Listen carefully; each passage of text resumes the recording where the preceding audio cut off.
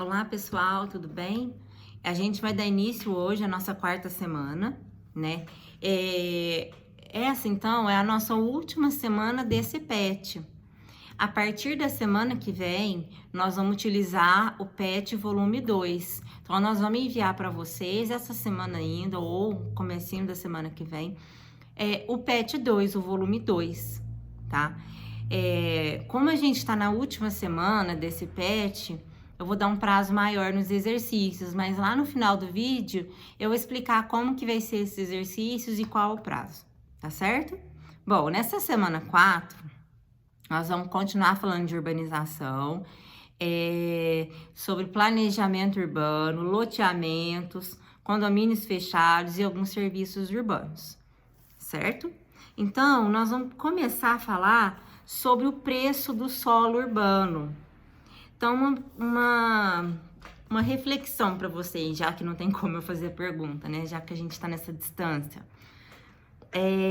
Vocês acreditam que todos os terrenos de uma cidade têm o mesmo valor?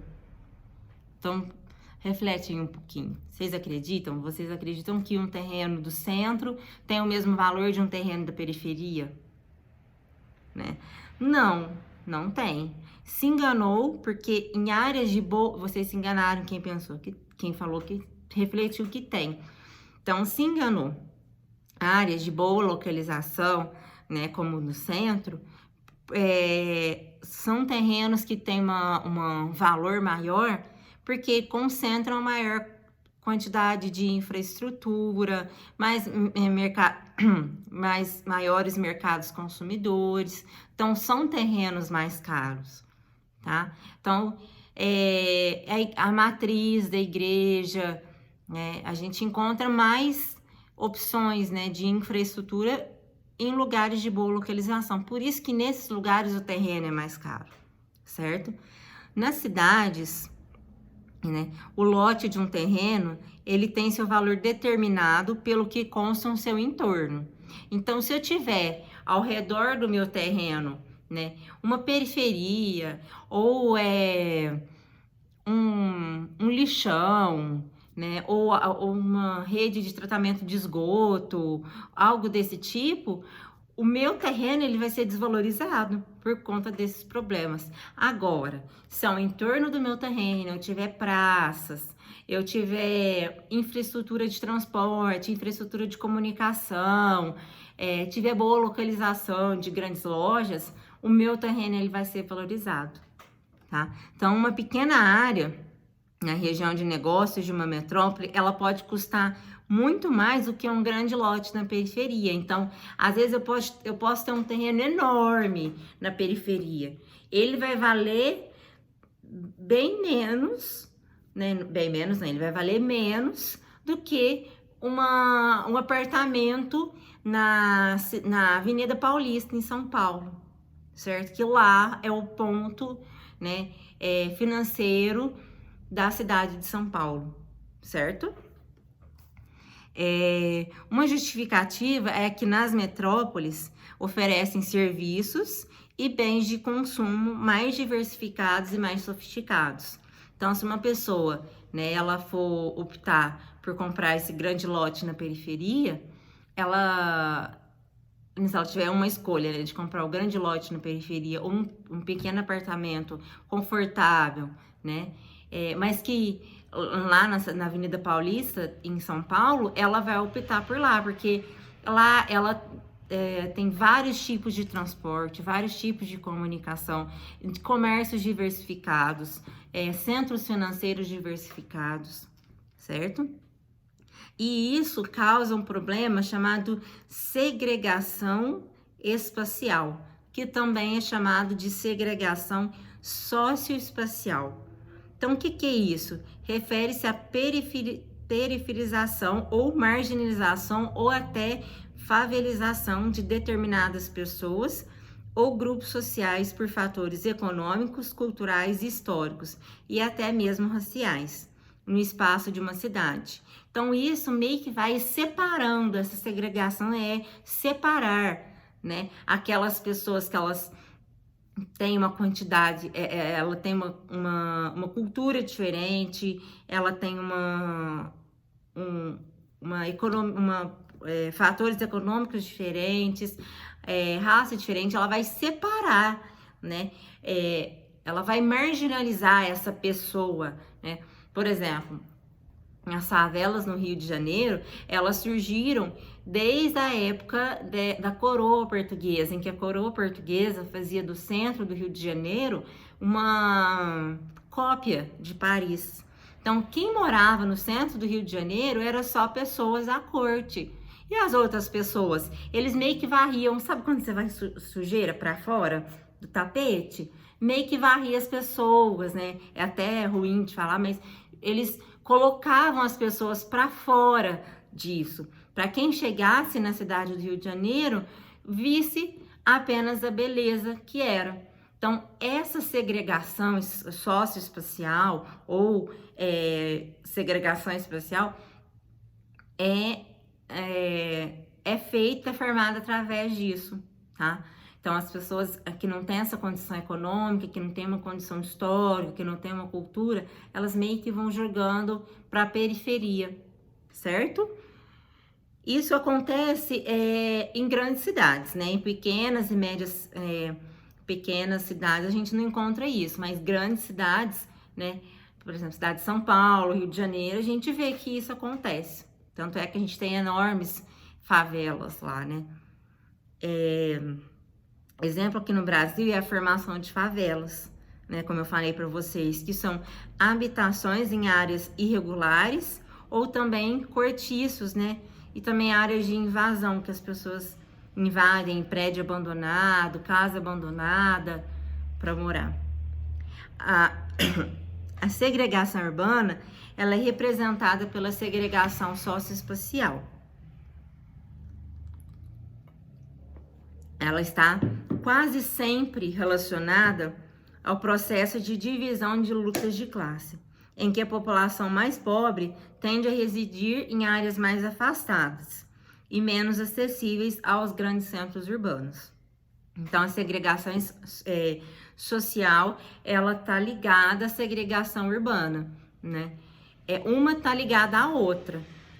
Então, ela divide as pessoas, essa segregação. A população mais pobre, ela é jogada, né, para o canto das cidades, né, para áreas mais afastadas, onde a gente não tem saneamento de esgoto, a gente não tem infraestrutura de transporte, de comunicação, certo? Esses lugares não apresentam pavimentação, que é o asfalto, saneamento básicos, espaço para lazer, né?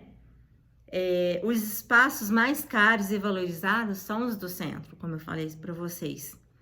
E lógico, quem tem dinheiro vai comprar aquela região. A não ser, né, que pessoas que elas compram áreas mais afastadas, né, pessoas que têm um valor econômico maior, porque durante a semana ela já mora no centro, ela já trabalha naquela movimentação, e aí no final de semana ela quer uma área em que ela quer relaxar, ela quer, sabe, desanuviar um pouco. Então, essas pessoas, elas também procuram a periferia, mas não é periferia em que as pessoas menos favorecidas moram. É a periferia, a área que a gente chama de periferia, mais afastada, bem mais afastada da cidade, que é chamada a zona rural. Então, ela geralmente procura essa zona rural para ficar. Tem outras pessoas também que elas procuram áreas afastadas em condomínios fechados, em que essas pessoas, o fato delas fazerem isso, né, o nome disso é segregação voluntária. Então, a pessoa ela se isola porque ela quer, né? Então, a segregação voluntária ou autossegregação é aquela praticada por grupos economicamente mais ricos, né? Em que buscam afastar-se do inchamento das cidades, passando em residir em locais mais ou menos isolados, geralmente em grandes condomínios residenciais luxuosos. Então, a autossegregação ou a segregação voluntária não é aquela pessoa que ela é expulsa do centro da cidade porque ela não tem dinheiro, porque ela não tem porque a raça dela é diferente, ou porque ela não tem um fator histórico. Ela que quis se isolar em condomínios fechados, né? Então, ela que quis ficar longe daquele inchamento, daquele movimento das cidades, dos centros urbanos. Então, existe esse tipo de segregação também. Com o passar do tempo, os centros, eles vão se tornando cada vez mais inchados e faz com que práticas de infraestruturas e serviços desloquem-se para o subcentro. Então, existem alguns bairros em cidades médias que são chamados de subcentros, tornando esses lugares mais valorizados também. Faz com que se emprega mais pessoas e pessoas com valor econômico, né, elevado também mudam-se para esses subcentros, afastando-se cada vez mais da população menos favorecidas e jogando, né, ela meio que para a borda das cidades, chamados de segregação involuntária, que é essa segregação que é jogada para a borda, segregação involuntária. A pessoa não quis ir de livre, espontânea vontade, ela foi obrigada, seja por fatores econômicos, culturais, históricos. O Estado, ele ajuda, né, esses centros urbanos. Ele oferece melhoria no transporte, em praças, áreas de lazer, de comunicação. Então, conforme a cidade vai crescendo, o centro ele não vai dando conta de atender toda a cidade. Então, vão surgindo subcentros. Esses subcentros também são áreas valorizadas, né, em que o Estado investe e pessoas com alto valor econômico também se mudam para essas cidades, né? Para essas regiões da cidade, que são chamadas de subcentro, certo? Bom, eu vou explicar os exercícios aqui para vocês. E aí, eu vou pedir o seguinte: como a gente está terminando essa semana a apostila 1, né, o volume 1, a gente está na semana 4, vocês estão sendo avaliados através das imagens que vocês vão me mandando, certo? Eu peço que quem fez na apostila, guarde a apostila, que assim que voltar às aulas presenciais, né, eu vou recolher de vocês. E quem fez no caderno, também deixe guardadinho aí no caderno, que eu vou recolher, tá? Vocês estão sendo avaliados pelas fotos, mas eu vou querer recolher também, certo? Como a gente está na última semana, eu vou dar um prazo maior, até porque essa semana a gente tem feriado, quinta e sexta. Então, eu vou dar um prazo maior para vocês resolver esses exercícios. Então, vocês vão poder me enviar a foto até segunda-feira, até no finalzinho da tarde, à noite, na segunda-feira, certo? Na terça, eu posto a correção e na quarta, a gente já começa com o volume 2.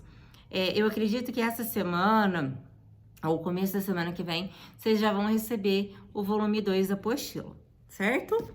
Então, vamos lá. Depois, vocês dão uma olhada aqui, ó, nesse vídeo, ele é bem interessante, certo? Fala sobre segregação socioespacial e a autossegregação. Então, exercício número 1. Leia o trecho da música do Rapa, escrito pelo Marcelo Yuca. As grades do condomínio são para dar proteção, mas também trazem a dúvida se é você que está na prisão. Qual o problema da vida moderna que é abordado nesse trecho da letra do Marcelo Yuca? Então, qual o problema que eu falei para vocês das pessoas? Não é bem um problema, né? É um fator, né? Qual é o nome desse fator das pessoas que optam por morar nesse condomínio? Nos condomínios. Então, vocês vão explicar, vocês vão falar qual é esse fator e explicar um pouco dele.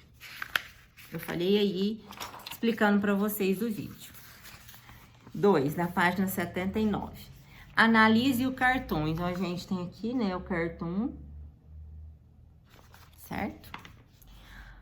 Qual o fenômeno apresentado no cartoon? Então, qual é o fenômeno apresentado aqui nesse cartoon? B, Como você observa esse fenômeno no local onde você reside? Então, tem isso na cidade de vocês? 3 e 4, vocês vão analisar o gráfico. Então, aqui, ó, no gráfico, é um gráfico, ó, municípios com mais favelas no Brasil. Isso no ano de 2000. Então, aqui a gente tem os municípios, certo? Aqui a gente tem o número em porcentagem. Então, quanto maior a barra, maior a porcentagem de favela no Brasil, no local. Quanto menor quantidade de favela no Brasil, naquele local. 3. Como ocorre a distribuição da favela no Brasil? Então, como que é a favela aqui no Brasil? Vocês vão explicar? Ah, tá falando aqui no textinho também, ó. Explicando aqui pra vocês.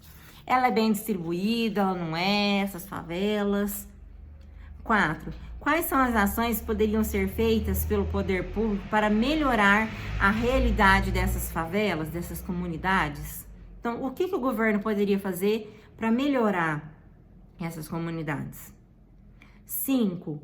Como você descreveria a vida na capital do estado de Minas Gerais? Utilize a sua criatividade para descrever a realidade. Você poderá utilizar um desenho ou uma colagem, recortar de algum lugar, colar, ou fazer um rap, uma paródia, ou escrever um texto. Então, como que você descreveria aqui tá falando da capital, mas vocês podem escrever como você descreveria a cidade aí de Ibiraci. Vocês vão falar da cidade de Ibiraci, certo? Bom, qualquer dúvida dos exercícios, vocês podem me procurar, tá? Eu tô aqui para tirar a dúvida de vocês, tá certo? Beijo e até mais.